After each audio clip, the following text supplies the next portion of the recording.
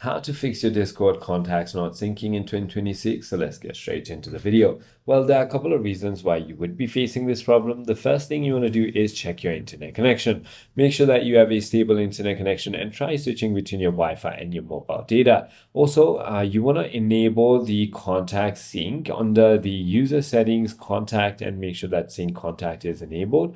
You can also go ahead and verify the contact permission. So turn on sync contact as I already mentioned and enable use contact info and friend suggestions. Once you've done that, it should go ahead and fix your problem. If it still doesn't, then you want to simply go ahead and try restarting your Discord or check your Discord app permissions and make sure that phone and contacts are allowed. Your application might also have a pending update. Simply go ahead and update it, or if nothing works, simply contact their support team at this site right here.